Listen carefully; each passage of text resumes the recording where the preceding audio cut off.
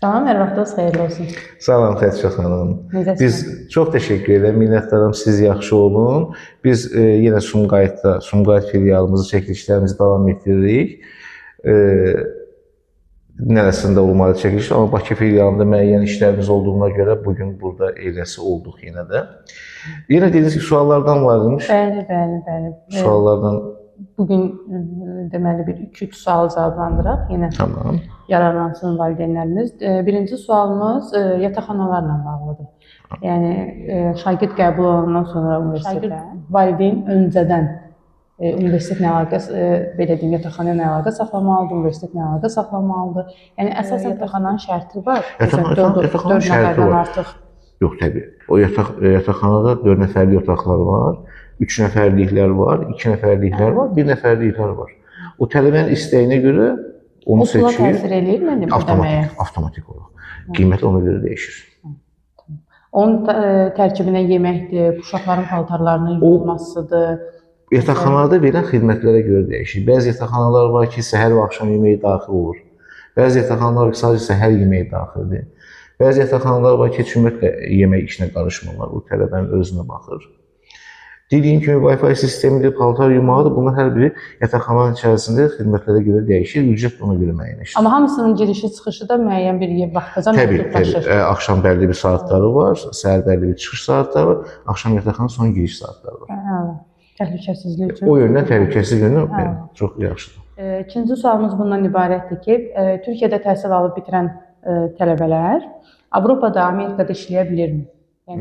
Türkiyədə təhsil alıb bitirən tələbələr həm Amerikada, həm Avropada, həm magistratura oxuya bilərlər, həm də işləyə bilərlər. Niyə də işləyə bilməzlər? Yetər ki, özlərinin Amerikanın və Avropa ölkələrinin daxili prosedur qaydaları var, onlara uyğun riayət eləsinlər. Amma mənim tövsiyəm, mütləq Türkiyədə bitirəndə mavi diploma deyilən bir anlayış var.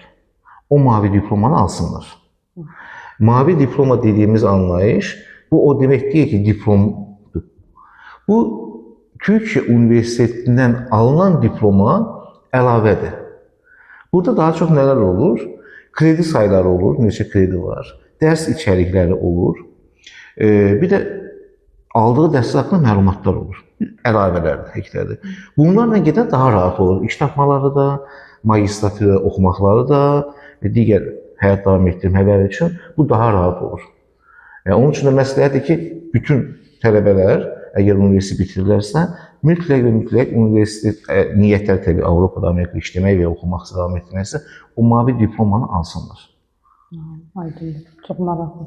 Təşəkkür edirəm. Əsas məsələ buna diqqət eləmələri daha önəmli olar. Çox əhəmiyyətlidir. Diqqət etsə çox yaxşı olur. Üçüncü sualım da var istəməliyim. Buyurun. Türkçə bilmədən, belə deyək, yəni dil bilgisi yoxdur, TSS-i də yoxdur, yəni almayıb.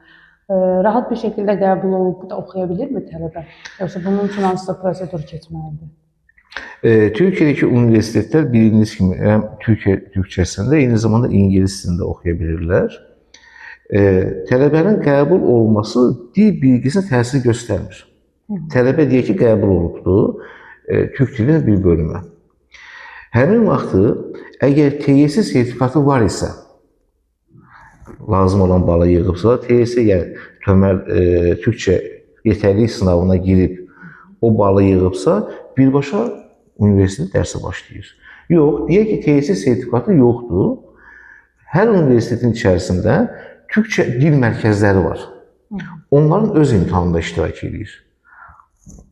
Oradan balını yığıbsa, yenə birinci kursa başlaya bilir. Yox, nə TSS sertifikatı var, nə dil mərkəzinin imtahanında iştirak edib, yetərli bala yığmayıb, onda müəyyən bir müddət, bir dönəm türk dili öyrənməlidir, ondan sonra universitetə başlamalıdır. Eyni bənzər hadisə ingilis dili üçün də keçərlidir. Deyək ki, uşaq ingilis dilində bölmə daxil olubdur, TOEFL sertifikatı yoxdur, universitetin daxilində olan yabancı dil imtahanı, yəni TOEFL imtahanına girir, TOEFL deyil, özlərini daxil elədikləri yabancı dil imtahanına girir, həmin imtahanı keçirsə birinci kursa başlayır, yox, keçmirsə təkrar bir il dil ingilis dili öyrənib ki, universitet sonra başlaya bilsin deyə, dərsə başlaya bilsin. Amma qəbul olubdur tələbə. Qəbulun dil sertifikatına nə əlaqəsi Heç bir əlaqəsi yox. Qəbuldan sonra da dil sertifikatı üçün universitetdə müraciət edib Eləyə imtahan verə bilər. bilir. Bəli, bəli, Və bəli. öncədən alıb rahat bir şəkildə qəbuldan sonra apara bilir. TOEFL sertifikatı varsa, heç burada ingilis dilindən imtahana girməyə də ehtiyacı yoxdur. Birbaşa gedir, dərsi başlayır. Amma sertifikatların dərəcələrinin təsiri varmı? Təbii ki, Yəni bal məsələn limit varmı? Hansı baldan sonra təbii, hansı hər leveldən universitetin özünün türk dili üçün bir limit qoyur. Deyir ki, C1-dən başlamalıdır. TOEFL-da da məsələn deyir ki, minimum 80 bal olmalıdır. Yəni onun üçün də universitet qəbul olanda həmin ona baxmaq lazımdır.